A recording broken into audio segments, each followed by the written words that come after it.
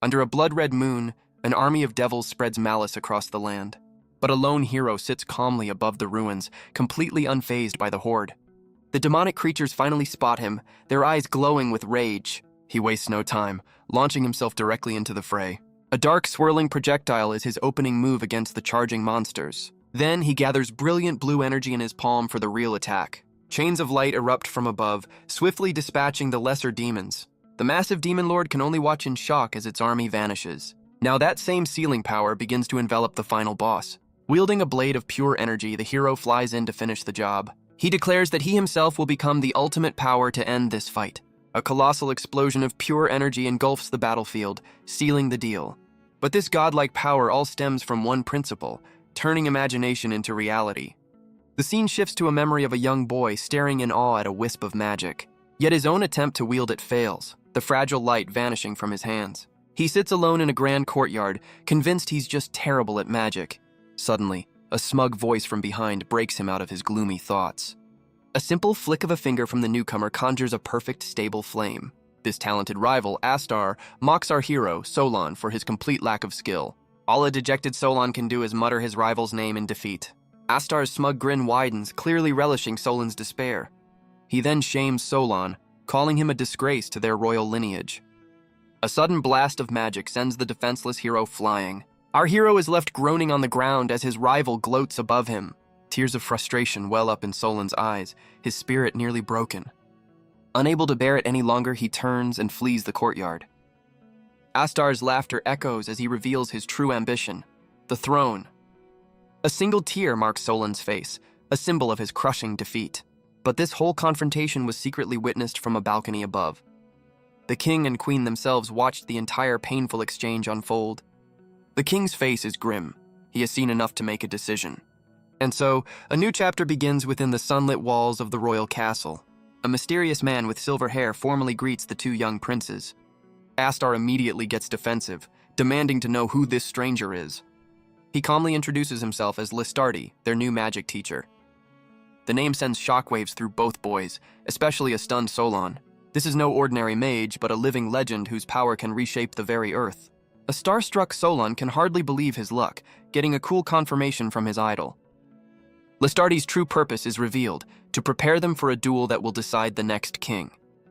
But the arrogant Astar scoffs, calling the great magician a fraud he has nothing to learn from. Listardi's cool gaze meets the prince's fiery disrespect without a hint of concern. Astar then turns his scorn on Solon, declaring him completely and utterly talentless. He insists that for a failure like his brother, even a legendary teacher is pointless. But the great mage remains completely unbothered by the royal tantrum. Listardi calmly schools the arrogant prince, stating that only results can truly define talent. His profound words leave both young royals momentarily speechless. The master then reveals his true goal: to forge power that will last for decades. Astar explodes, accusing the teacher of looking down on him, but Listardi just smiles it off. Convinced of his own genius, the prince furiously rejects any form of guidance. As Astar storms away, Listardi simply accepts his decision, turning his full attention to Solon. With one prince gone, Listardi turns his full attention to Solon. The dejected boy asks if someone like him can ever truly wield magic. His new teacher offers a comforting pat, insisting it's too soon to judge talent. Solon's face lights up with newfound hope as he's told he has a future. The legendary mage then makes a bold promise: to make him a top-class magician. Their first lesson is simple: master a single spell, demonstrated with a dazzling display of water. He explains that magic is merely a tool to create what you truly desire. The training moves to the library, where Solon must think deeply about his goals. A practical test goes poorly as the prince's punch meets a solid magic shield, much to Listardi's amusement. Solon finally understands that magical power is drawn from an unbreakable will. Listardi reveals that his rival's unshakable belief in his own genius is actually a source of power. This confidence was the very thing Astar used to torment him for years. Taking his master's words to heart, Solon focuses his mind and begins to believe. With newfound resolve, he unleashes a torrent of raw magical energy. His teacher immediately puts this new will to the test with a massive boulder. Solon throws up a barrier, meeting the immense weight with everything he has. He grits his teeth, straining against the overwhelming pressure. Cracks begin to form as his desperate defense starts to buckle. But in a final burst of power, he doesn't just stop the rock, he obliterates it. Exhausted but triumphant, Solon can only stare at the fragments of his first real victory. Solon stumbles, barely able to speak after his incredible feat. His teacher, however, looks on with an air of quiet approval. The raw power still crackling between them is a testament to their intense session. While Solon is pushed to his limit, Listardi seems completely unfazed, even impressed. But as the dust settles, the young prince notices something strange about his master. A closer look reveals unsettling, scar-like patterns covering Listardi's arm. A concerned Solon can't help but ask about the mysterious marks. The legendary mage's calm demeanor shifts as he examines his own old wounds. He begins a somber tale, revealing his hometown was once engulfed by the flames of war. A tragic memory surfaces, showing the day he lost everything and everyone he loved. A remorseful Solon immediately apologizes for bringing up his master's painful past. But Listardi just offers a gentle smile, brushing it off as ancient history. He then reveals the source of the kingdom's peace, a colossal seal tower. This tower holds back an ancient evil so terrifying, it acts as the ultimate deterrent. Protecting this structure, he explains, is the true duty of the royal family. A fire ignites in Solon's eyes as he vows to become king and defend his home. But first, he knows he must overcome the one person standing in his way, Prince Astar. With newfound purpose, Solon pours everything into his training under Listardi's watchful eye. The legendary mage stands ready, his calm demeanor hiding immense power. 6 months later, the fated day arrives as the two princes face off for the throne. With the royal family watching, the king announces the start of the duel for the crown.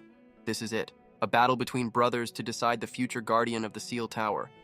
The signal is given, and Solon immediately lunges forward, his hand crackling with energy. Astar merely smirks, casually conjuring a ball of fire in his palm. With a manic grin, he unleashes his signature flame magic, ready to incinerate his brother. A massive pillar of fire erupts from his hand, roaring across the arena. But Solon's own power rises to meet the inferno, causing a spectacular explosion. Astar is left stunned, completely baffled by his brother's sudden defense. His disbelief quickly morphs into rage, screaming that the weak will always be weak. He then glares at Listardi, insisting that teaching a talentless failure was utterly pointless. Listardi calmly replies that for someone like Astar, his teachings would have made no difference anyway. As the smoke from the explosion clears, a figure stands completely unharmed. Astar can only stare in wide-eyed shock, his arrogance completely shattered. It's Solon, his hand outstretched, radiating a brilliant aura of protective magic. His gaze is cold and determined, a silent testament to his incredible growth. The smug prince's face contorts into a mask of pure, unadulterated rage. Losing his cool, Astar unleashes a frantic barrage of fireballs from above. He screams insults as his desperate attack rains down upon the arena. But a single condensed orb of blue energy meets the fiery onslaught head-on. Solon's perfect barrier effortlessly repels the attack, much to his brother's horror. Astar's face is a picture of pure disbelief, his world crumbling before his eyes. But Solon isn't waiting for an apology, charging forward with a fistful of righteous energy. He slams into his brother with a powerful shield bash, turning defense into a brutal offense. The arrogant prince is sent tumbling through the air, completely overpowered. Astar hits the ground hard, his reign of mockery coming to a decisive end. The self-proclaimed genius is left unconscious, a testament to his own arrogance. From the royal box, the king rises, his voice booming across the arena to end the match. With a powerful shout, he prepares to announce the official winner. The victor is declared, and the name Solon echoes, stunning the young prince himself. As the reality of his victory sinks in, Solon's gaze finds his master, Listardi, watching from the sidelines. The legendary mage gives his student a simple but powerful thumbs up of approval. Overjoyed and in disbelief, Solon shouts to his master that he actually did it. Listardi allows himself a small, proud smile, his faith in the young prince justified. The scene shifts to the grand throne room for the official coronation ceremony. His father, the king, formally recognizes Solon as the legitimate heir to the throne. Kneeling before his father, Solon humbly accepts the royal scepter and his destiny. With a determined yes, the new crown prince embraces his future responsibilities. Listardi watches the ceremony from a distance, his expression serene and unreadable. But this moment of triumph is being watched by a bitter, shadowy figure. A defeated Astar seethes from behind a pillar, his face a mask of pure, murderous rage. The king announces a grand feast to celebrate the new heir. The queen proudly congratulates her son, who's still blushing from his victory. With a grand gesture, he invites the entire kingdom to revel in the festivities. But as night falls over the castle, the joyous mood gives way to an eerie silence. A strange, magical light suddenly washes through the castle's once lively halls. Everyone from the king to the common folk falls into a deep, unnatural slumber. Even the new crown prince is powerless against the spell, slumping into unconsciousness. A shadowy hooded figure emerges from the darkness, approaching the sleeping hero. With a swift and silent motion, the intruder snatches the royal scepter from Solan's grasp. The mysterious thief now stands before the seal tower, ready to unleash chaos. Stepping over the slumbering guards, the thief proceeds completely unopposed. The royal scepter becomes a key, its magic resonating with the ancient lock. With a groan, the colossal doors part, unleashing a long-forgotten presence. A cataclysmic surge of energy bursts forth as the ancient seal is finally shattered. Miles away, the new crown prince's eyes snap open, jolted from his magical slumber. Clutching his head, Solan struggles to understand the sudden jarring sensation. A faint, desperate call echoes in his mind, pulling him back to full consciousness. His gaze is drawn to the window, where a fiery explosion lights up the night sky. He watches in horror as the source of the blast is revealed, the seal tower itself. But the most chilling discovery is that despite the chaos, no one else has woken up. He confirms his suspicions. The entire castle guard is trapped in a magical slumber. A cold dread washes over the young prince as he pieces together the horrifying truth. His worst fears are realized as he stares at the seal tower's shattered doors. With a surge of adrenaline, he sprints through the silent halls toward the disaster. He cautiously peeks inside the tower, bracing himself for the absolute worst. A mysterious cloaked figure stands before the central seal, wielding the stolen royal scepter. The ancient chains binding the evil artifact crackle with energy, ready to burst at any moment. A desperate shout escapes Solan's lips, a last-ditch effort to prevent the inevitable. He confronts the intruder, demanding they step away from the kingdom's ultimate taboo. But the figure simply pulls back their hood, revealing a shockingly familiar face and a condescending lecture. Solan's mind goes completely blank, his shock summed up in a single word. The traitor is none other than his own master, Listardi, who claims he wanted to do this quietly. The young prince can only stammer his teacher's name, his trust completely shattered. He demands to know why the man he idolized is standing at the scene of the crime. Listardi coldly reveals that this betrayal was his master plan from the very beginning. The prince stumbles back, refusing to believe this horrifying turn of events. His former teacher then begins a lecture, pointing to the glowing artifact at the tower's center. He reveals its identity, the sealed tome, a prison containing all the world's evil. A desperate Solan begs him to stop, fully aware of the catastrophe about to unfold. But Listardi, surrounded by an inferno, declares the world is already corrupt beyond saving. His cold gaze challenges Solan, asking if he agrees with this twisted worldview. The young prince can only utter his master's title, his world completely shattered. Listardi slams his hand on the tome, declaring that this kingdom's false peace cannot be allowed to continue. Malicious energy surges from his palm as he begins to shatter the ancient artifact's bindings. He screams his true motive, to steal the world's malice and become its sole vessel. Dark power pours into the seal, the chains groaning under the strain of his will. Solan can only watch in wide-eyed terror as his mentor unleashes Armageddon. The prince clutches his head, overwhelmed by the sheer dark energy flooding the room.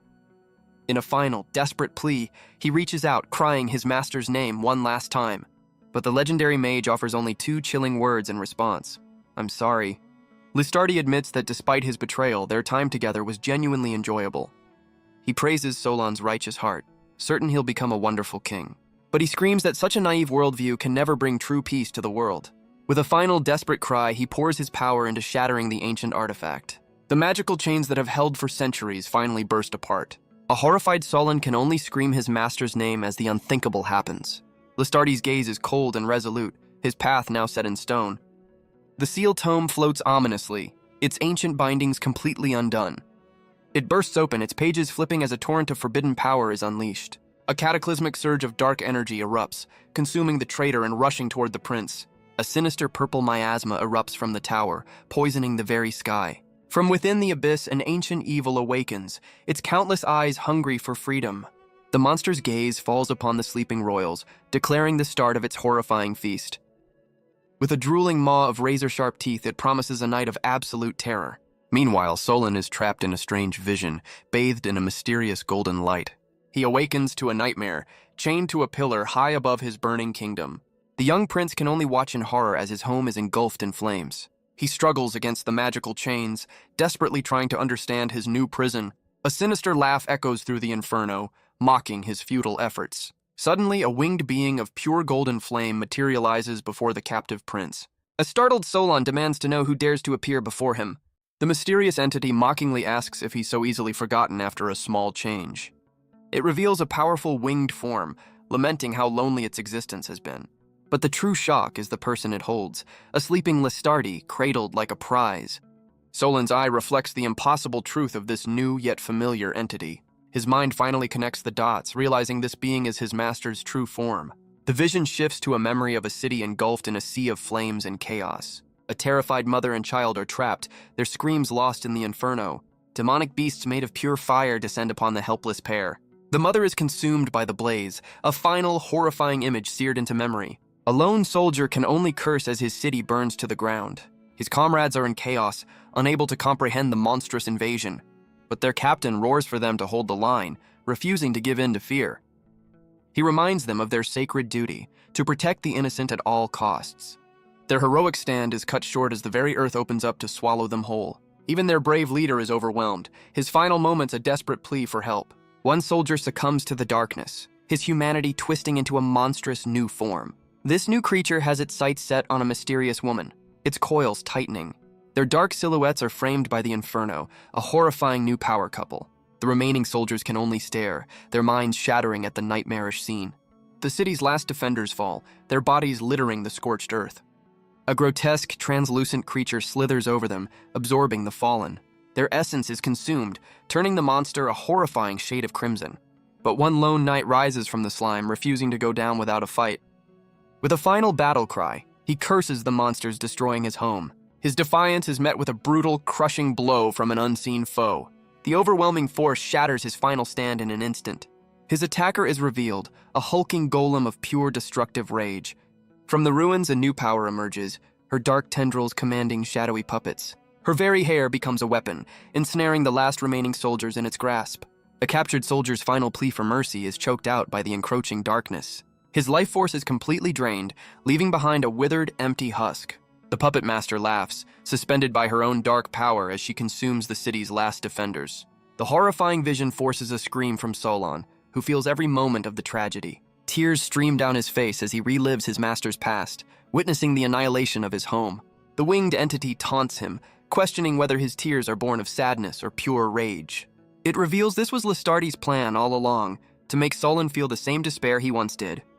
A broken Solon can only ask his former mentor what kind of monster he's truly become. The entity's chilling smile reveals a deep-seated hatred, claiming Listardi despised people like the prince. Solon struggles against his chains, desperately refusing to accept this twisted truth. It claims Listardi always found the prince's happy, sheltered life utterly repulsive. But now, it finds Solon's raw, emotional despair to be truly wonderful. The prince screams in defiance, refusing to believe this monster is his teacher. He demands to know the true identity of the creature before him. With a horrifying grin, the entity reveals its true form, a devil. The shocking revelation sends Solon's mind into a state of pure terror. A sudden, sharp pain courses through him as the magical chains tighten. The devil explains this agony is from the ancient seal his own family created. It declares that humanity's attempt to erase devils was a deeply sinful act. The creature then mockingly asks Solon if he agrees with this twisted truth. A horrified Solon can only scream the truth he now understands. His master is a devil.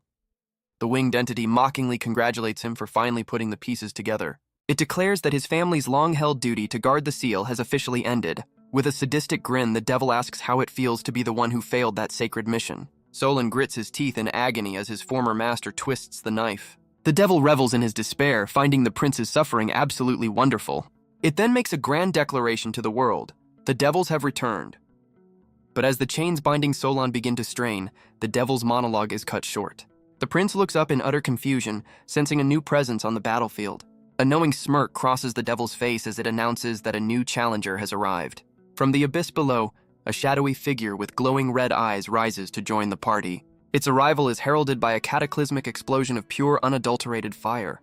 The captive prince can only watch in horror as the inferno consumes his surroundings. A monstrous beast of pure rage and flame emerges from the heart of the blaze. The colossal flaming giant dwarfs the castle, a true titan of destruction. Listardi casually introduces this new nightmare, a creature born from pure envy. He then taunts Solon, suggesting the prince might know this monster by another name. A familiar, hate-filled voice screams from the flames, consumed by jealousy over the lost throne. The monster's face contorts into the deranged visage of Astar, screaming insults at his worthless brother. Solan's world shatters for a second time as he recognizes his own brother in this demonic form. A chained Solon screams at the Inferno, questioning how his own brother could become such a monster. The demonic Astar mockingly offers a special gift to his dear little brother. His present is their own parents, held captive and helpless in his monstrous claws. Solon's eye reflects the horrifying scene, his mind refusing to process the betrayal. Memories of a once happy family flash before his eyes, a stark contrast to this new nightmare. Astar roars in jealous fury, unable to accept that his parents chose a failure over him. Fueled by pure, unadulterated rage, Solon shatters the magical chains that bind him. He soars through the air, a beacon of blue light against his brother's fiery, demonic form. Solon lands a devastating punch, pouring all his grief and anger into the single blow. But the monstrous Astar just laughs maniacally, declaring the powerful attack completely useless. Solon's righteous fury is met with overwhelming demonic power, sending him reeling. Astar's fiery counterattack sends the prince plummeting back to the scorched earth. The hero hits the ground hard, the brutal impact a harsh reminder of his brother's new strength. Despite the pain, he tries to reassure his captive parents that everything will be okay. Suddenly, a mysterious slug-like creature materializes, offering a moment of strange comfort.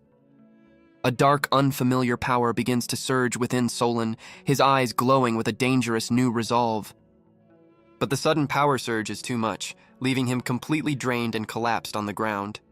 Looking up, he realizes the battlefield is now crawling with a new cast of nightmarish devils. A seductive snake woman and a hulking rock golem join the fray, ready for destruction.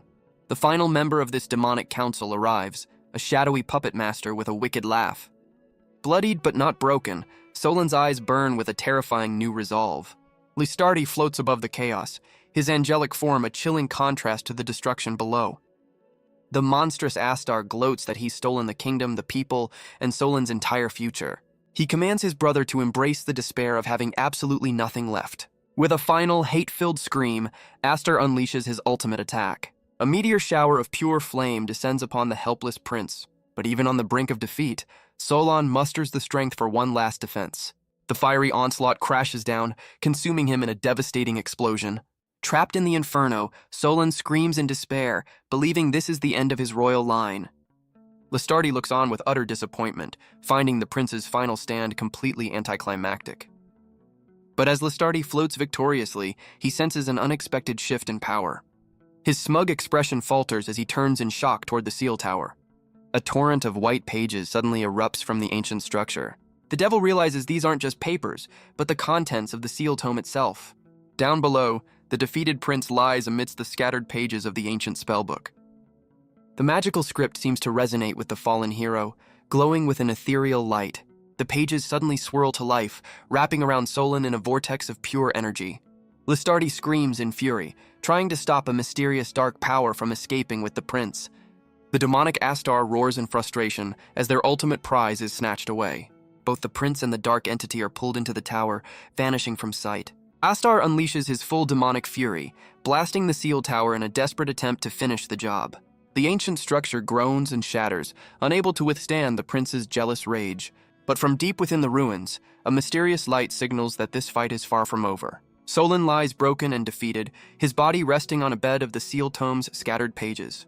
A disembodied voice confirms the kingdom's worst nightmare. The ancient seal has finally been shattered. Though battered and barely conscious, a flicker of defiance remains in the young prince's eyes. The sealed tome reveals a harsh truth. Devils are born from human desire and can never be truly erased. As the last of his bloodline, Solon's life force is fading, his very existence hanging by a thread. The ancient tome poses a critical question to the fallen hero. Will he rise up and fight? Or will he succumb to despair, give up, and let his kingdom fall to ruin? Bloodied but unbowed, Solon rises with the sealed tome, its pages forming wings of destiny. Through a mask of pure agony, he forces out the words that will seal his new fate. He will fight. His eyes burn with crimson resolve as he screams his new purpose to defeat every last devil. The ancient seal tome responds to his cry, its cover glowing with a mysterious power. A voice from the artifact acknowledges his will, promising to grant him everything he desires. The tome's central seal transforms into a single, all-seeing eye, its gaze locking onto the prince. It offers him the ultimate power, a new body, forged in the same way his ancestors once battled the darkness. A torrent of forbidden energy erupts from the pages, swirling around Solon to begin the transformation. This dark power is the culmination of his family's fate, a legacy of fighting fire with fire. The tome bestows its ancient knowledge upon him, declaring that all its power is now his to command. The ancient tome declares him the one true successor to the legendary name of Solomon. A flashback reveals the tragic story of a small country that was quietly wiped from existence. Its people were lost in the chaos, their futures extinguished amidst the rubble. The royal capital was completely abandoned, left to be haunted by eerie rumors. Over the centuries, nature reclaimed the city, leaving only bones as a grim reminder. Time flowed on, but deep within the ruins, a forgotten power lay dormant. And then, after an eternity of silence, something finally begins to stir. A crack of light pierces the darkness, signaling an imminent awakening. A hand bursts forth from a glowing cocoon, clawing its way back to the world. From the forgotten ruins, a new being emerges, reborn with a powerful new purpose. The pages of the tome swirl away, revealing the prince's completely reborn form. The ancient magic then weaves itself into a dark cloak and practical adventuring gear. He stands tall amidst the ruins, no longer a prince but a warrior forged in tragedy. His new attire is complete, a stark contrast to the royal robes he once wore. A close-up reveals his eyes now burn a crimson red, filled with cold, unwavering resolve. The sealed tome floats beside him, asking how he likes his brand new devil-slaying body. The ancient book muses that it's been a very long time since it's been out in the world. Together they gaze upon the vast cratered ruins of what was once his home. The reborn hero can only state the grim truth. His entire world is gone. But the tome scoffs, promising to show him a much bigger world now that his small kingdom is out of the way. The tome formally reintroduces the reborn hero, a brand new Solon. Solon's first act is to shut the book up with a well-placed punch. He couldn't care less about the tome's commentary, much to its annoyance. The reborn prince then reveals his one and only new purpose. With a chilling grin, he vows to simply defeat every last devil. His sheer, unadulterated rage leaves the ancient artifact completely speechless. The book's all-seeing eye can only blink, caught off guard by his resolve. Suddenly, Solon's attention is caught by a faint presence among the rubble. A desperate scream cuts through the silence, confirming he's not alone.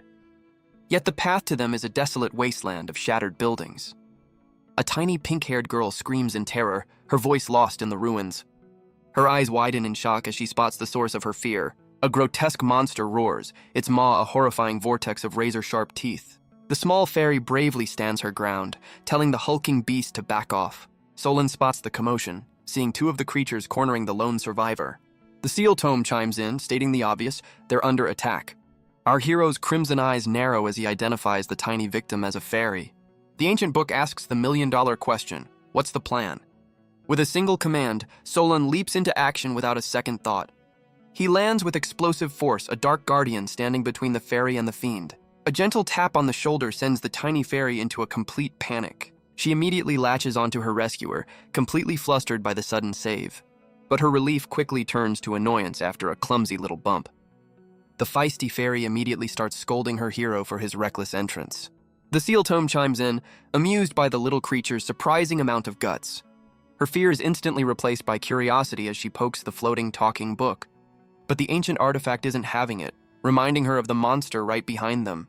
The fairy's face drains of color as she remembers the horrifying beast she was running from. Solon wastes no time snatching the tiny survivor out of the monster's path. He follows up with a devastating kick that sends the creature flying into oblivion. The second monster lunges forward, but Solon is already one step ahead. He calmly analyzes the creature, guessing it's a devil born from gluttony or greed. Meanwhile, the tiny fairy finds herself in a very compromising and flustered position. With a flick of his wrist, Solon conjures a ball of pure light, ready to end this. His first move isn't an attack, but a series of glowing orbs that pin the monster down. Then comes the real spell. A pillar of pure sealing energy erupts from the ground. Chains of light burst forth, wrapping around the beast with absolute authority. The fairy can only stare in awe, realizing her rescuer is a powerful magic user. Impressed but still practical, she tells him to make a run for it while he has the chance. But Solon clenches his fist, coldly stating that running is no longer an option.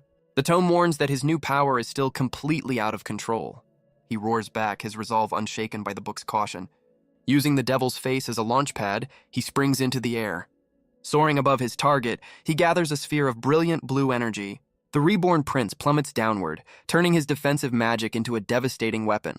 His blow connects, completely obliterating the creature in a flash of light. As the beast vanishes, Solon is bathed in the fading remnants of its dark energy. The ancient book offers some cynical commentary, much to the fairy's bewilderment.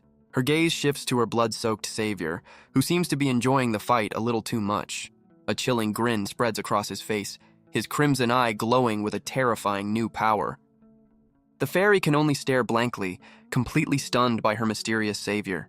Her awe quickly turns to pure, starstruck admiration for his incredible power. She declares him a legend, the first person she's ever seen take down a devil alone. But Solon just walks away, silently navigating the desolate streets with a couple of new, tiny followers. He stops at a ruined building, leaving his new fan completely bewildered by his silence. Inside, he scans the wreckage, searching for anything that might have survived the destruction. He finds only dust and decay, a grim reminder that his past is truly gone. The hero coldly dismisses the ruins as worthless, stating that anything of value was taken long ago. His new fairy companion finally snaps, furious at being completely ignored. Even the ancient seal tome agrees, scolding its new master for his terrible manners. The feisty fairy points out that even the weird thing thinks he's rude, much to the book's dismay. She then gets into a heated debate with the tome, bluntly confirming that yes, it is weird. The book eagerly seizes the opportunity to finally introduce itself with a dramatic flourish. It proudly reveals its name is Demonicpedia, a dictionary created by the great King Solomon. Solon remains completely unimpressed, calling it a creepy book with a name that's way too long. Trying to be helpful, the fairy suggests a nickname, playfully landing on Demo Gramps. But our hero cuts in, deciding to simply call the ancient artifact Pedia. Thrilled that he's finally talking, the fairy immediately asks for his name. He calmly points out that she hasn't bothered to introduce herself yet either.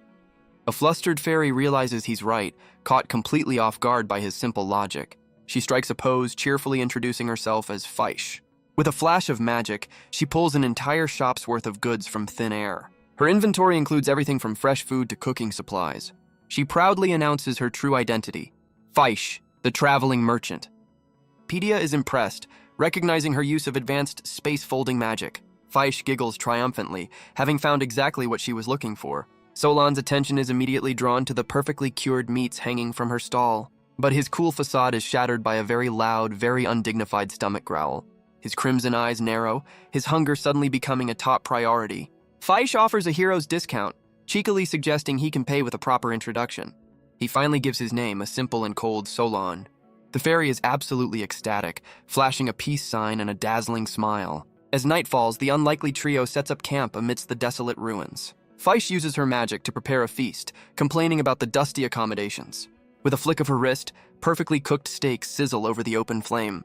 She then smugly shows off her skills to Pedia, demanding a little respect.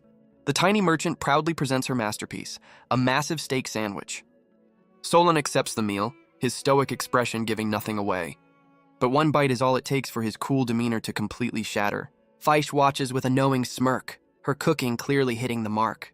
Faish teases him for devouring the sandwich while trying to play it cool. Pedia smoothly changes the subject, asking Faish about their current location. The ancient book notes that these ruins have been abandoned for a very long time. Faish is shocked by their ignorance, calling them strange for not knowing the history. She reveals that 10 years ago, devils suddenly appeared and began terrorizing the world. The fairy explains that the ensuing chaos caused entire cities and countries to vanish. This very city, she says, was one of the casualties, its exact fall lost to time. Solon listens in silence, the crackling fire reflecting his somber mood. The flames trigger a painful memory of his family, his brother, and his master. His mind flashes back to the nightmare of their demonic transformations and his kingdom's fall. The memory of his demonic master fuels a cold, burning rage in Solon's eyes. As his new companion sleeps, the reborn prince stares into the fire, lost in thought. But Pedia breaks the silence, reminding Solon that it taught him how to fight devils. The book critiques his recent battle, insisting his reckless style isn't the right way. Solon grits his teeth, having no patience for a lecture from a floating book. The ancient tome presses on, warning him that his current path leads only to defeat. Fed up with the criticism, Solon turns his back on the chatty artifact. But a sudden noise from the darkness snaps him back to high alert. His crimson eyes narrow as he realizes they're not alone in the ruins. The horrifying truth is revealed. Another devil is feasting on an unlucky victim. The grotesque creature's maw opens wide, a living nightmare ready to devour its prey. Meanwhile, Faish sleeps soundly, completely oblivious to the horror unfolding nearby. Solon's eyes lock onto the victim, whose pained cry proves he's still alive. Ignoring Pedia's warning, he bolts forward, refusing to let another person die. With his last breath, the man makes a desperate plea to save his daughter. His face is a mask of agony, his only thought for the child he's leaving behind.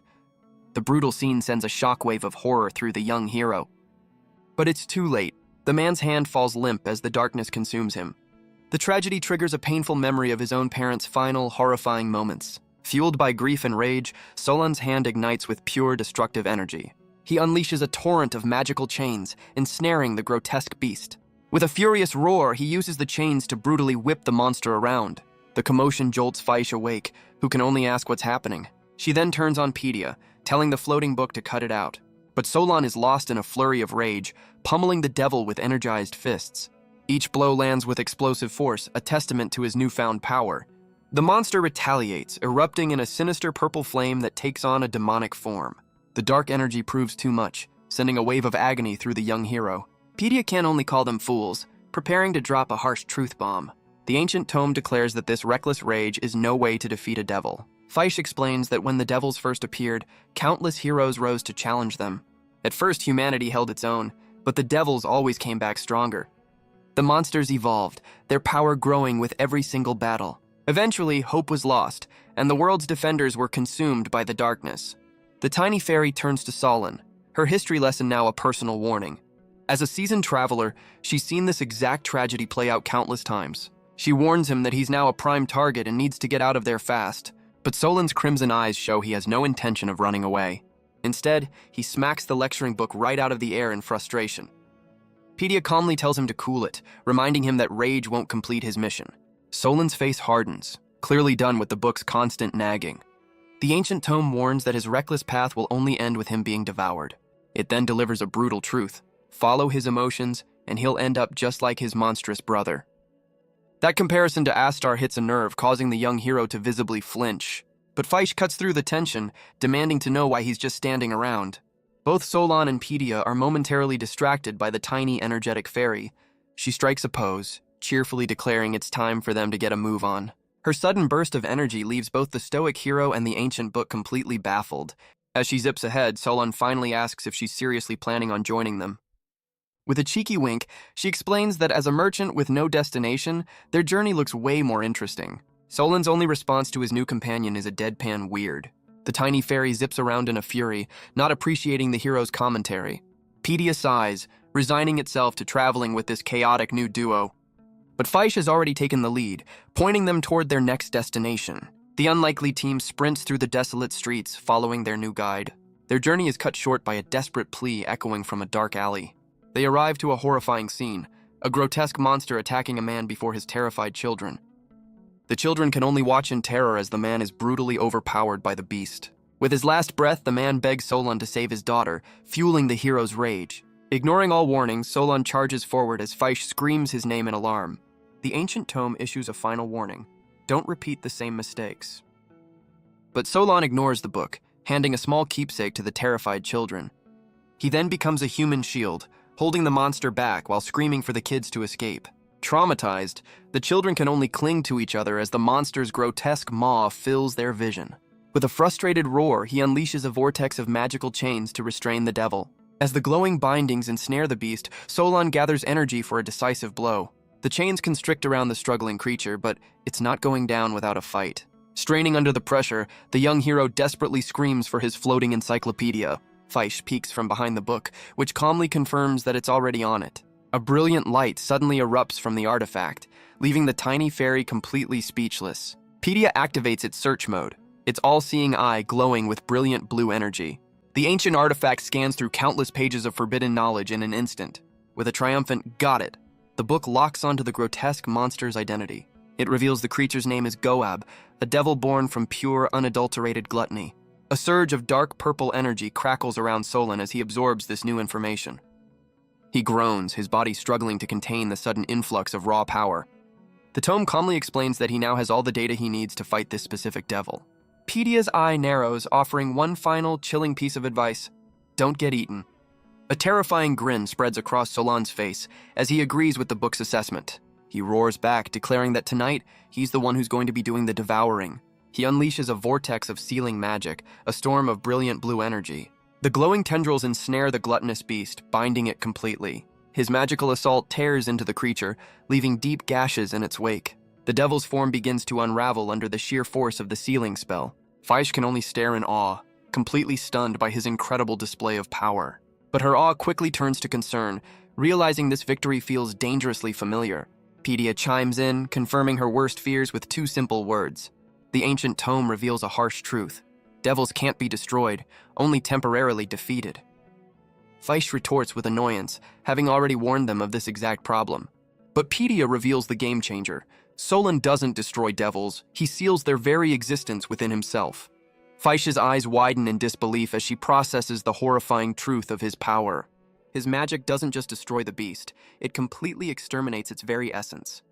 Pedia smugly confirms this is the only way, a brutal method of fighting fire with fire. The defeated devil's dark energy now swirls around Solon, a trophy of his victory. This raw, demonic power coalesces above him, a testament to the monster he now contains. A terrifying grin spreads across his face, revealing a man who's starting to enjoy the darkness. Faish watches in horror, realizing he's not just defeating devils, he's becoming a vessel for them. She can't help but feel a chilling sense of dread, finding his new power deeply unsettling. Solon's cold, crimson gaze meets hers, a silent confirmation that the prince she met is long gone. But Faish pushes her fear aside, rushing to check on the terrified children he'd just saved. The tiny fairy offers what little comfort she can to the now orphaned children. But her attention snaps back to Solon, a deep sense of unease washing over her. He's frozen in place, consumed by the dark energy of the defeated devil. Pedia explains that this is his first time, and he's struggling to process the new power. To seal a devil, the book reveals, one must first understand its very essence. Solon is thrown into a vision of a past warrior who lost everything to the devils. This warrior merged with the sealed tome itself just to keep his body intact. Now, Solon must relive this forgotten hero's horrifying battles against the darkness. Pedia clarifies the price of this power, experiencing every memory the tome has ever sealed. The ancient knowledge floods his mind, its forbidden text branding itself onto his very soul. He's forced to relive the final, agonizing moments of every soul the devils have ever claimed. Solon witnesses the corruption of heroes, their humanity twisting into monstrous new forms. Each memory is a soul consumed by purple flame, forever trapped within the tome's pages. The book snaps shut, a timeless prison for an eternity of suffering and rage. He meets the original hero who sacrificed his own body to become the living sealed tome. This warrior's curse is now Solon's, to bear witness to every evil deed the devils have ever committed. Pedia reveals this is a torment so great, not even the legendary King Solomon could have endured it. A horrified Faish finally understands the soul-crushing price of Solon's incredible power. She questions if any mortal could possibly withstand such an unimaginable burden. But the ancient tome coldly states that whether he can or not is irrelevant, he has no other choice. The dark energy of the defeated devil swirls around Solon as he absorbs its very essence. But the immense power forces him to his knees as he curses his own weakness. A worried Faish checks on him, but Solon simply smiles, declaring the fight is finally over. The tiny fairy is overcome with relief, thankful that her new friend is safe. She then scolds him for being so reckless, but Solon is taken aback by her genuine concern. Pedia questions her sudden display of affection, leaving the fairy completely flustered. The ancient tome quickly moves on, its eye closing as it prepares to process the new data. It triumphantly declares the seal complete, displaying a new entry for the gluttonous devil, Goab. Later, Solon brings the orphaned children to a safe haven within the ruins. The grateful children thank him for his kindness, finding a small glimmer of hope in the desolate world. Faish cheerfully waves goodbye as the trio leaves the children to their new life. Solon walks on, his back to the past, venturing deeper into the desolate landscape. But the children's innocent smiles suddenly twist into something far more sinister. Their forms melt away, revealing a dark, mocking presence that was hiding in plain sight. The shadows coalesce into a horde of grotesque, sneering devils. Pedia identifies the mastermind, Yajiu, a high-ranking devil who feeds on envy and mockery. Faish confronts the creatures, disgusted by their amusement at human suffering. The devil's hungry gaze follows our hero, its trap now sprung. The entire heartwarming rescue scene dissolves into nothing but smoke and mirrors. Solon's eyes narrow as he calmly states the obvious. It was all an illusion. The devil Yajiu taunts him with the illusion of a family being consumed by its minions. Solon's crimson eye glares, coldly asking if they found the cruel spectacle amusing. The devil's underlings flinch, completely caught off guard by his sudden murderous intent. With a snarl, his fist ignites with sealing magic, ready to deliver his own brand of justice. He becomes a whirlwind of righteous fury, obliterating the mocking creatures in an instant. Pedia reveals these were just low-level pests, weaklings who only exist to mock the suffering of others. With the illusion shattered, the trio continues their journey through a much brighter landscape. Solon walks in silence, the card containing the devil's essence floating beside him as a grim trophy. Faish ponders their new mission, questioning if the type of devil they hunt even matters. His response is chillingly simple, a vow to seal every single one of them without exception. Solon's eyes narrow with cold resolve, his mission now brutally simple: seal them all. But Faish points out the obvious flaw in his plan, noting that their number seems endless. The ancient tome chimes in, confirming her fears that devils are indeed an infinite plague. Pedia then reveals a new strategy. If they can't hunt them all, they'll aim for the big ones. A confused Faish can only ask what the book means by the big ones. The book explains that devils are drawn together by a mysterious force called spiritual gravity. This means that the strongest humans naturally attract the most powerful devils. And where there are strong devils, Pedia concludes, the weaker ones will always gather. Faish simplifies the lecture down to the strength of the heart, much to the book's annoyance. But this new information sparks an idea, as Faish cheekily reveals she might know where to find their targets. Faish offers up the location with a smug little smile, but Solon is all business. His crimson eyes narrow with suspicion, demanding to know her true intentions. The tiny fairy is completely caught off guard by his sudden interrogation. Solon stops in his tracks, bluntly asking what she hopes to achieve by tagging along. He presses further, wanting to know exactly what's in it for her. A flustered Faish struggles to find the right words to explain her motives. She finally explains that as a merchant, having a powerful bodyguard is just good business, and the fact that he's a devil hunter, she declares, makes him the perfect companion. Even Pedia has to agree, admitting that her logic is surprisingly sound. Faish celebrates the book's approval, much to the ancient artifact's annoyance. Faish sweetens the deal, promising to be the team's personal chef. She winks, demanding he appreciate her presence on their little adventure. But Solon remains completely unmoved by her cheerful sales pitch. Later that night, the hero sits alone by the fire, lost in his own dark thoughts. Nearby, their new fairy companion sleeps peacefully, oblivious to his inner turmoil. Pedia breaks the silence, asking if he's worried about their new tiny tag-along. Solon quietly admits that he is, his stoic facade cracking for a moment. The ancient tome ponders her motives, admitting her logic for joining them is sound. After all, it's a dangerous world for a lone merchant now that the devils have returned. But Solon knows their path is even deadlier, and she might not survive the journey. Pedia's all-seeing eye calls him out, asking if he was actually worried about the tiny fairy. Caught off guard, Solon retorts with a question of his own, wondering if that's such a bad thing. The ancient book expresses its relief, glad to see a flicker of humanity still remains. It warns him not to let revenge consume him, lest he become the very monster he hunts. Solon grits his teeth by the fire, vowing that he will never become a devil. Pedia seems satisfied with his answer, affirming his resolve to stay human. But under a blood-red moon, the tome reminds him that the path of a hero is never easy. Meanwhile, Faish tosses and turns in her sleep, trapped in a painful memory. A flashback reveals a tragic past, showing the tiny fairy lying broken and alone. Her nightmare reveals the moment a mysterious stranger found her and saved her from the brink. Her dream reveals a kind stranger who once told her everything would be all right.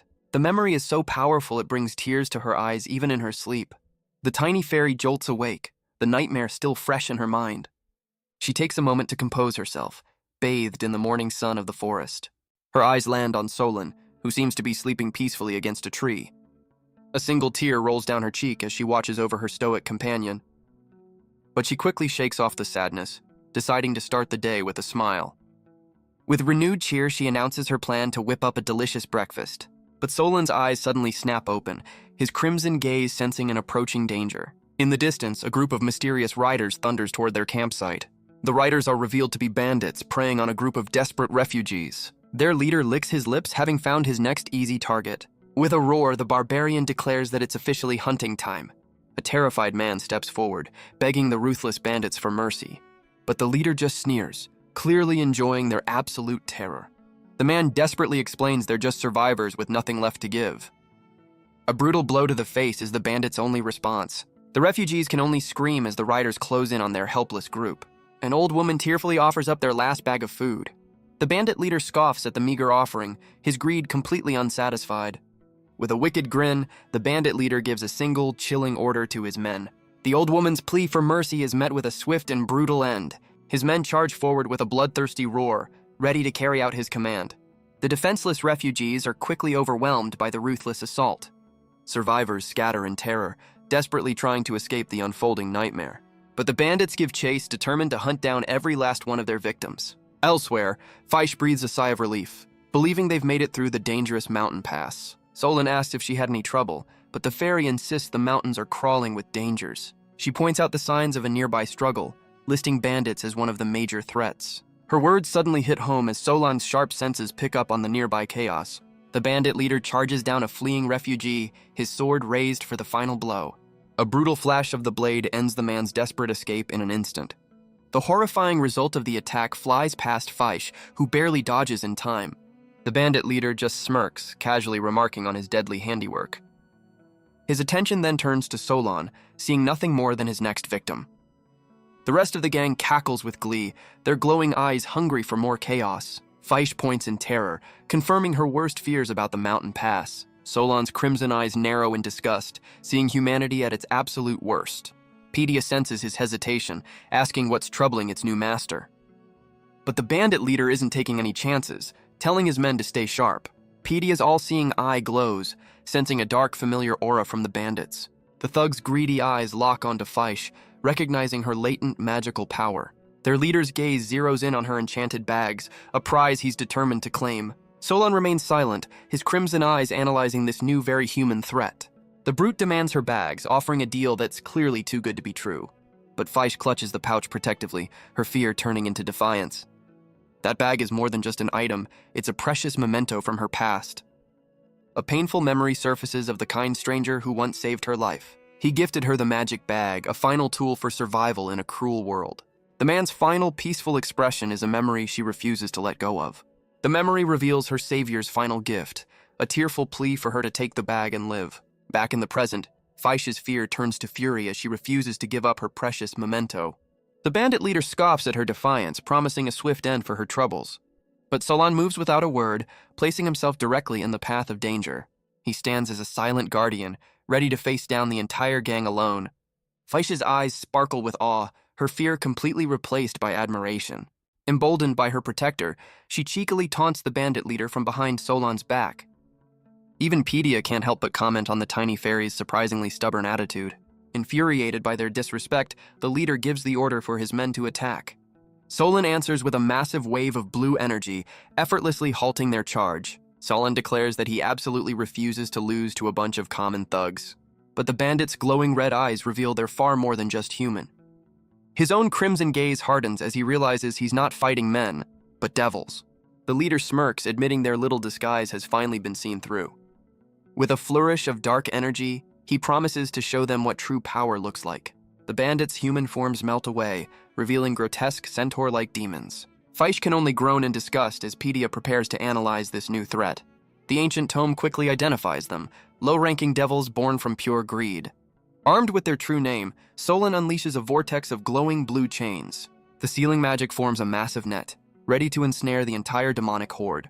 The demonic bandits are caught completely off guard, ensnared by the glowing chains. Their leader can only stare in disbelief, unable to comprehend this sudden turn of events. A horrifying realization dawns on them as the sealing magic begins to consume their very essence. Solon raises his hand, pulling the dark energy of the entire horde into a massive sealing circle. With a cold glare, he declares their reign of terror is officially over.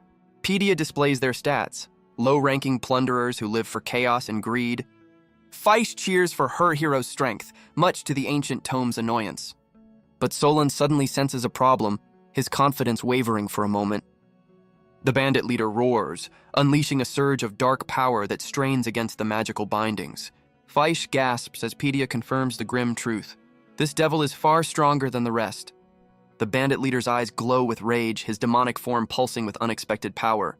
A confused Faish demands an explanation from Pedia for this sudden turn of events. The book reveals a critical weakness. Sealing magic only works if you know the devil's exact rank and name. Faish's eyes widen as she realizes the terrifying implication of their mistake. With a smug look, she immediately points the finger, blaming Pedia for getting the intel wrong. The ancient tome fires back, defensively claiming it was an honest mistake in the heat of the moment.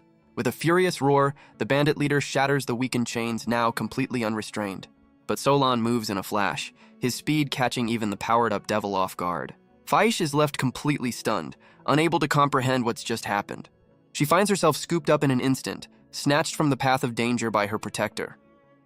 The bandit leader makes a clean getaway, snatching the tiny fairy as his prize. He gallops off into the forest, leaving Solon and Pedia in the dust. Solon collapses, clutching his head as a wave of dark energy overwhelms him. He grits his teeth, admitting his carelessness cost them dearly. With renewed determination, he vows that not a single devil will escape his wrath. A vision of a tearful Faish fuels his promise to bring her back safely. Pedia's all-seeing eye glows in agreement, ready for the next phase of the plan. But the book points out a major flaw. Their target has the advantage of speed. The ancient tome questions how a mere human could possibly hope to catch him. Meanwhile, the demonic centaur curses his luck, trying to put as much distance as possible between them. The fleeing devil curses his luck, realizing he's in way over his head. A flashback reveals his human past, a cruel master berating a lowly servant. This master's abuse was relentless, blaming the servant for his own incompetence. But the servant's resentment festered, his eye glowing with a dark demonic power. He finally snapped, turning on his master and becoming the very devil he is today. Now he preaches his twisted philosophy to Faish: prey on the weak to survive. The tiny fairy is horrified as he boasts about gaining the power to enforce his cruel ideals. He grins manically, demanding she agree with his monstrous logic. But Faish's fear turns to defiance, calling him a coward for needing demonic power. She vows to never become a monster like him, her words striking a nerve with the devil. Her defiance only enrages the devil, who prepares to end her with a single squeeze. Suddenly, Solon drops in from above, catching the centaur completely off guard. The ancient tome activates, revealing the devil's true name, Dariashi, the counter-plunderer. Dariashi can't believe his eyes, horrified that the human somehow caught up to him. Our hero wastes no time, firing a rope of pure energy from his fingertips. The magical tether wraps securely around a nearby tree trunk.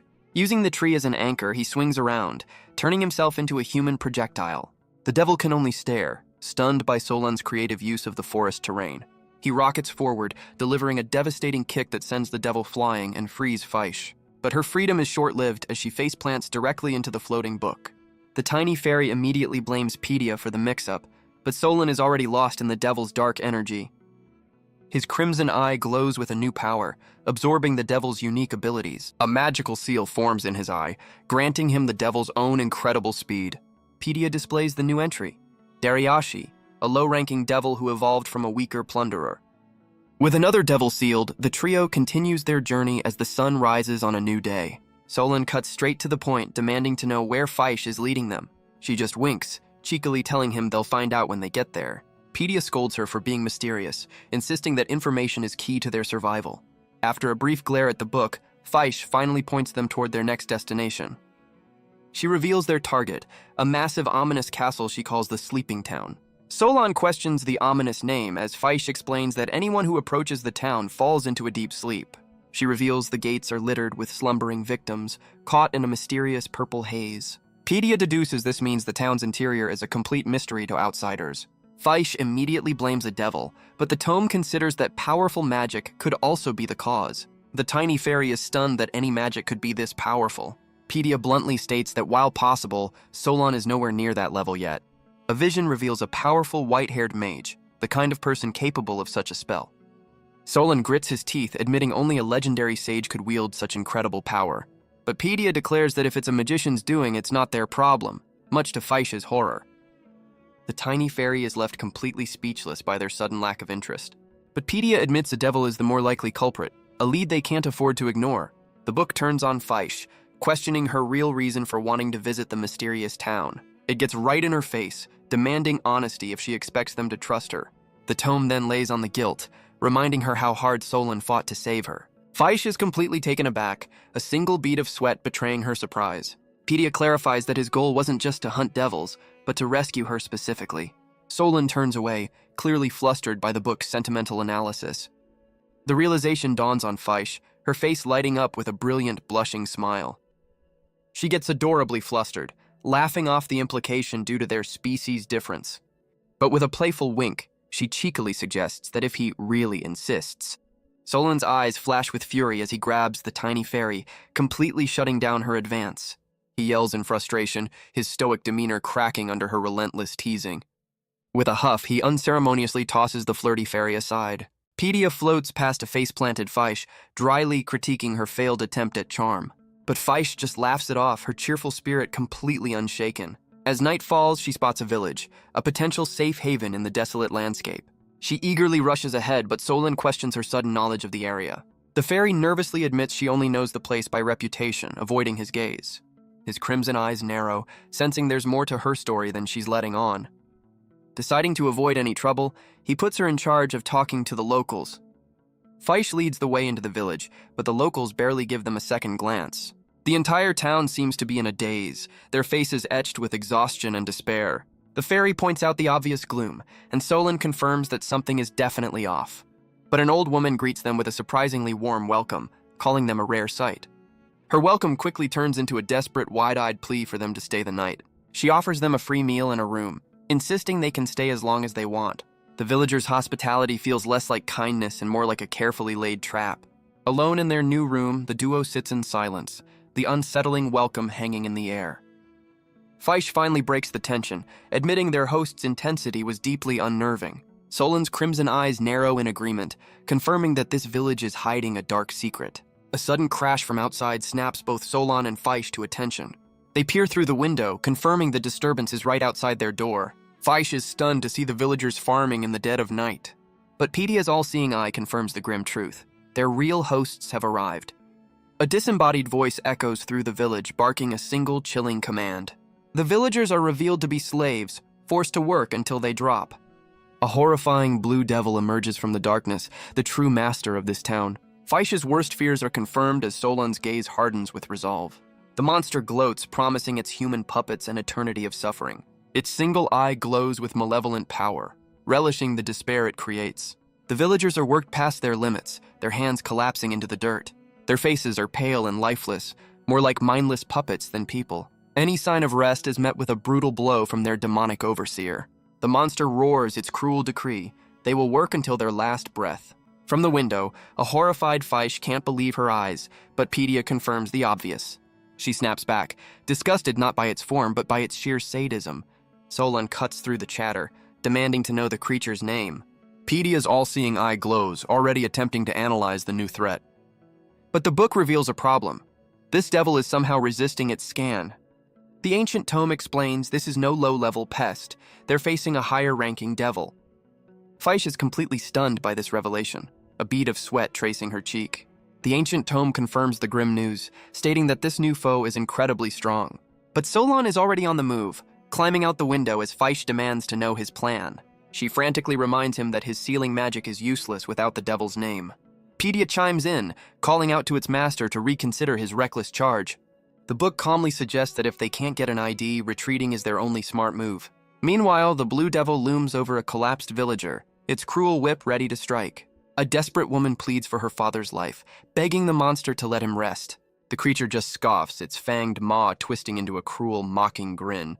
It then declares they have no right to beg before moving in for a brutal attack. But Solon drops in from above, his glowing fist ready to deliver some justice. His attack connects with a brilliant flash, but the monster easily blocks the blow. The hero clicks his tongue in annoyance, realizing this devil is on another level.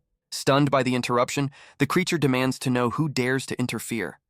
Solon's answer is simple and cold. He's the one who hunts monsters like him. The devil scoffs at his confidence, enraged that a mere human would challenge it.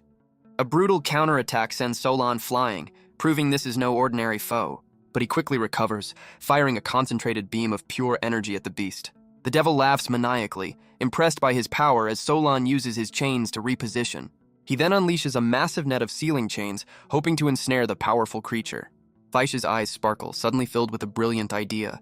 She confidently declares that with her plan, victory is practically guaranteed. Pedia explains that Solon is adapting, using his magic in new and creative ways. The tiny fairy cheekily takes all the credit, much to the book's annoyance.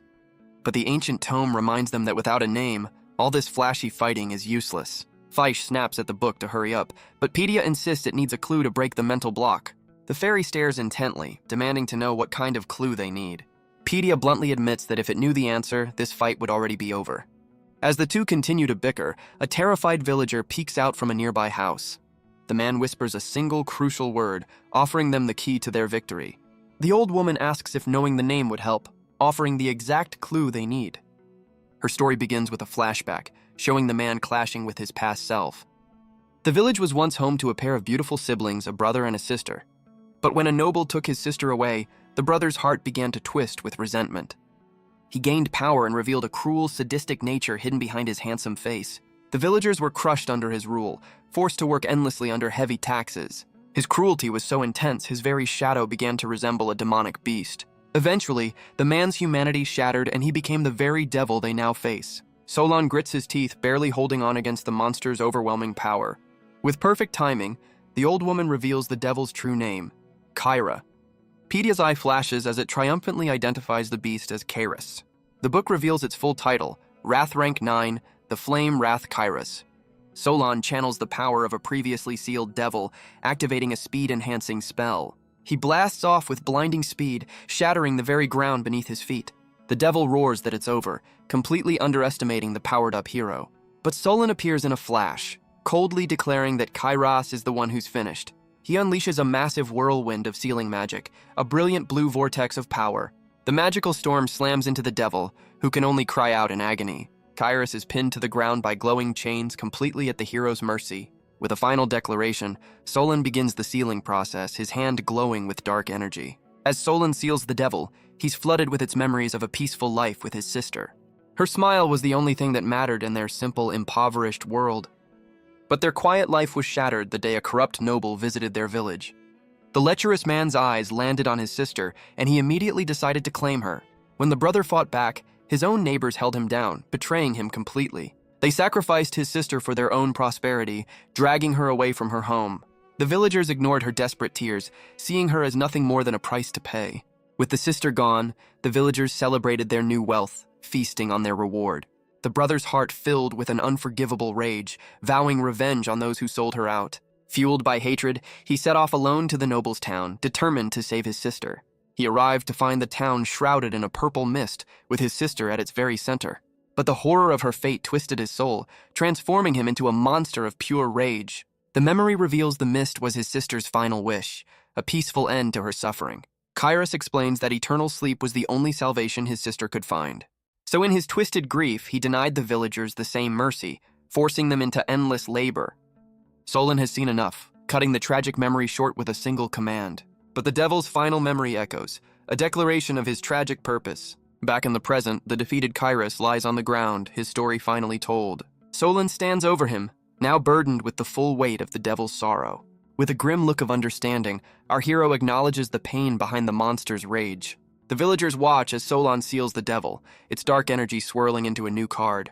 With their tormentor gone, the villagers erupt in a chorus of joyous celebration. But their cheers are cut short as one of them suddenly chokes, his body failing. In an instant, the entire village collapses, their life force completely drained. A horrified Faish rushes to an old woman, demanding to know what's happening. Pedia reveals the grim truth. The devil's magic was the only thing keeping them alive. Faish is left speechless, realizing their rescue was actually a death sentence. Solon sits with the now human Kairos, asking if his long quest for revenge is finally over. With a final peaceful breath, the man agrees, his soul finally at rest. But Kairos' spirit lingers, addressing the hero who granted him his final wish.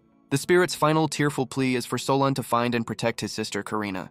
Our hero's crimson eyes harden, accepting this heavy new burden without a word. As the last of the devil's energy fades, Solon's resolve is set in stone.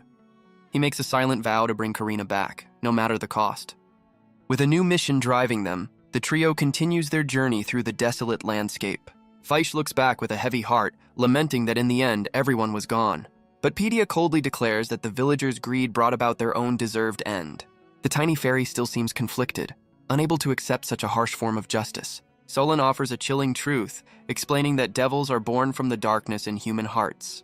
He concludes with a grim realization: their true enemy is humanity itself. Faish is left speechless, struggling to accept his dark view of the world. Even Pedia admits his cynical take on humanity is a bit much. But Solon walks on, declaring that this moral ambiguity is what makes humans so troublesome. The newly sealed card of Kairos serves as a grim reminder of how easily a man can become a monster. Their journey soon brings them to the gates of the sleeping town, where a mysterious plague has claimed every living thing. Solon confirms their arrival, his gaze fixed on the ominous castle ahead. Pedia's eye glows, identifying a powerful magic mist and warning them to strategize before moving in. Our hero agrees, his mind already working on a plan to tackle this new threat. He decides their first move is to find a high vantage point to survey the entire town. From a nearby hill, they witness the source of the curse, a massive pillar of purple energy erupting from the castle. Faish squints into the distance, completely unimpressed by their new vantage point. She complains that the town is too far away and completely shrouded in a mysterious mist. But Solon calmly disagrees, his enhanced vision cutting right through the magical haze. He points directly at the source of the curse, his focus locked on their true target. His gaze reveals a serene, horned woman at the heart of the magical storm. She sits with her eyes closed in a state of solemn prayer, unaware of the chaos she's causing. Faish is stunned by her beauty, even admitting it's strange for a devil. But the fairy quickly notices the overwhelming sadness that surrounds the mysterious woman. Pedia confirms her identity. This is Karina, the sister Karis fought so hard to save. The ancient tome declares that regardless of her state, they have a promise to keep. Solon cuts to the chase, asking the million-dollar question, how do they defeat her? He reveals a reckless plan, a single, all-out magical burst from their current position. His eyes burn with resolve, vowing to end this fight before her cursed mist can claim him. Pedia warns him of the high stakes, reminding him that failure means joining the sleeping victims. But Solon dismisses the warning, declaring that if he can't win here, he can't win anywhere. The ancient tome has to agree, finding his grim logic undeniably sound. With the plan set, Pedia declares it's time for some serious, thorough preparation. Solon begins the ritual, drawing a single, deliberate line in the dirt with a staff. The line expands into a massive, intricate magic circle, a stage for his all-or-nothing attack. He then practices his moves, whipping his glowing chains with incredible speed and precision. He pushes his body to the limit, mastering every ounce of his sealing power. Faish watches on, a mix of awe and concern on her face. That night, she conjures a magical feast, declaring it's for their decisive battle tomorrow. Solon is genuinely stunned by her efforts, simply calling it amazing. She beams with pride, insisting it's a well-deserved reward for his hard work. He takes a bite and, to her delight, admits the food is absolutely delicious. For a brief moment, his stoic mask slips as he sincerely compliments her cooking. The tiny fairy is completely stunned into silence by his rare display of kindness. But Solon immediately ruins the moment, calling her honesty creepy and earning a threat in return. He then turns serious, admitting that he was suspicious of her from the very beginning. He explains that he was completely naive, thrust into a world that had been turned upside down. So when Faish appeared out of nowhere to help him, it all felt a little too convenient. But he admits with a sigh that he was just being paranoid. With a rare moment of vulnerability, he offers her a sincere apology. His words hit her hard, leaving the tiny fairy on the verge of tears. She quickly shakes it off, trying to compose herself with a flustered sigh. The fairy stammers, clearly caught off guard by his sudden honesty. But her expression turns serious as she admits she has a confession of her own. Gathering her courage, she reveals there's something important she's been hiding. Solon's crimson eyes narrow, waiting patiently for her to finally tell the truth. Faish begins her story with a tragic flashback. The Day Devils burned her entire forest home to the ground. She tearfully explains that in the fiery chaos, she was the only one left alive. Lost and alone, she collapsed from exhaustion, completely unprepared for the world outside her home. But just as she was about to give up, a kind, traveling merchant found her in the pouring rain. The old man saved her life, nursing the tiny, broken fairy back to health. Grateful for his kindness, she became his traveling companion, seeing the world from his backpack. He taught her everything he knew, from the ways of the city to the art of being a merchant. For a time, the two of them were a happy, unconventional family on the road. But their journey came to a tragic end when devils ambushed them on their way home. Now she carries his bag as a precious keepsake, determined to deliver it and fulfill a final promise. She reveals her ultimate goal, to reach the town sealed by the mysterious mist. The fairy admits that from the moment she met him, she saw an opportunity. She believed he was the only one strong enough to defeat the devils and clear the curse. Faish confesses that's the real reason she led him all the way to this town. Solon calmly tosses his spoon into the fire, simply saying he understands. With a confident smirk, he declares that her plan works out perfectly for him. The tiny fairy is completely stunned, asking if he's not angry with her deception. He casually dismisses her concern, wondering why he would possibly be mad. A flustered Faish blurts out the obvious, reminding him that she was trying to use him. Solon's gaze hardens as he states his simple, brutal mission. He defeats all devils, no exceptions. He calmly explains that this town was always on his list, so her plan just sped things up. Solon tells her to focus on her own mission, returning that precious keepsake. With a rare look of sincerity, he tells her not to worry about a thing. His unexpected kindness leaves the tiny fairy completely speechless. With tears of gratitude in her eyes, she offers him a simple, heartfelt thank you. Pedia breaks the tender moment, asking if anyone's ready for another round of food. The next morning, Solon stands ready, the very ground cracking with his resolve. Positioned in his massive magic circle, he declares that all preparations are finally complete. But Pedia points out a critical flaw. They still can't get a lock on Karina's name or rank. Solon remains unfazed, confident they'll get the intel they need once they're close enough for the final assault. Solon confirms the reckless plan, get in close and end it fast. With his crimson eyes burning, he declares there's no other choice but to push forward. Pedia can only sigh in resignation at its master's stubborn resolve. Solon's hair flashes blue as he unleashes his full power, roaring that it's time to go. He stands at the center of the magic circle, erupting in a brilliant column of blue energy. A worried Faish can only watch him go, offering a heartfelt plea for his safe return. Our hero becomes a blur of motion, blasting off with blinding speed. He rockets across the landscape, a magical comet aimed directly at the sleeping town. Solon soars through the air, a human projectile wrapped in a blinding aura of power. He grits his teeth, pushing his body past its limits to close the distance in an instant. He closes in on the castle, a brilliant blue meteor of pure magical energy. As he reaches his target, he extends a hand, ready to unleash his sealing magic.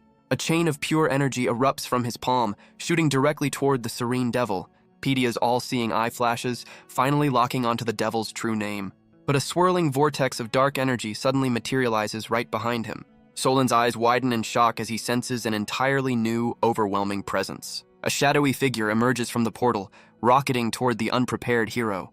The mysterious attacker descends upon him, a blinding light heralding its arrival. Overwhelmed by the assault, Solon is sent plummeting back toward the cursed town. The two forces collide in a cataclysmic explosion that rocks the very sky. Stunned by the ambush, Solon tries to regain control as he plummets from the sky.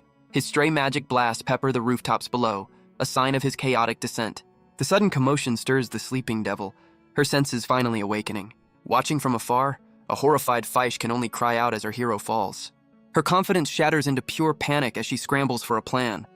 But her fear quickly turns to resolve. She's not about to lose another friend. With a determined look, the tiny fairy rockets toward the cursed town on a rescue mission. Meanwhile, Solon prepares a last-ditch spell to soften his brutal landing. He slams into the ground, a sphere of blue energy absorbing the deadly impact. Even the all-knowing Pedia is baffled, demanding to know what just hit them. His landing is cushioned, but our hero is now trapped deep in enemy territory. Solon admits he has no idea what just ambushed them from the sky, but he hazards a guess that it was probably another devil, and Pedia agrees. He scolds himself for naively assuming there would only be one threat in the cursed town. But the new development doesn't faze him in the slightest. With a defiant glare, he declares that if there are two devils, he'll simply defeat them both.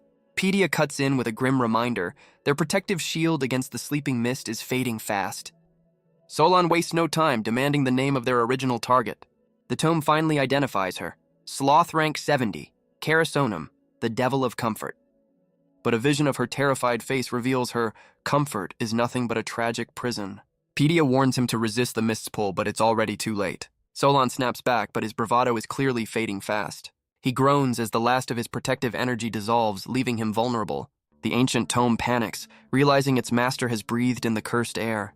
With a final desperate call from Pedia, Solon collapses into a deep slumber. His hand falls limp as he's claimed by the town's magical curse. Just in the nick of time, Faish arrives at the cursed castle, ready for a rescue. She grimaces at the sight of the sleeping victims, disgusted by the powerful curse. With a frustrated sigh, she realizes it's up to her to save the day. The tiny fairy roars with newfound courage, vowing to rescue her fallen protector. But her rescue mission is cut short as a mysterious hand snatches her right out of the air. A new voice questions her reckless charge, his silhouette reflected in her terrified eyes. Her would-be rescuer is a mysterious red-haired man, warning her this is a devil's territory. He points to the cursed town, telling her she'll suffer the same fate if she gets any closer. But Faish's resolve doesn't waver, demanding he let her go so she can save her friend. To her surprise, the stranger simply releases her wing without a fight. He smirks, admitting he finds her fiery determination incredibly appealing. The stranger even claims her passionate loyalty is enough to make him jealous. Completely bewildered, the tiny fairy cautiously asks for the identity of her strange new acquaintance. But he just grins, brushing off her question as if his name is completely irrelevant. He points to the cursed town, confirming her goal is just to get inside. With a casual gesture, he gathers a massive ball of golden energy in his palm. He unleashes a furious torrent of fire, roaring that he'll just burn it all away. The pillar of flames rockets toward the castle, a display of overwhelming power. The castle's massive stone wall is instantly obliterated by the fiery explosion. A stunned Faish can only stare as the smoke clears from his destructive spell. She demands to know if he's some kind of incredible wizard. The stranger just smirks, smugly declaring that he's a genius.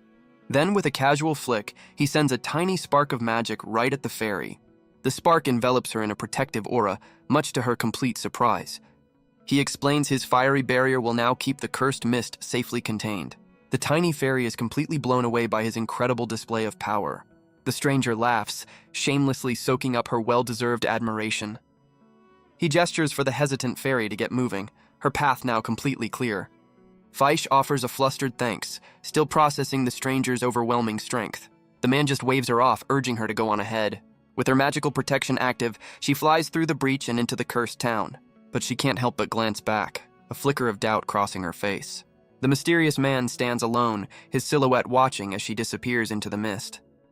His smug grin leaves Faish wondering just who this powerful red-haired stranger really is.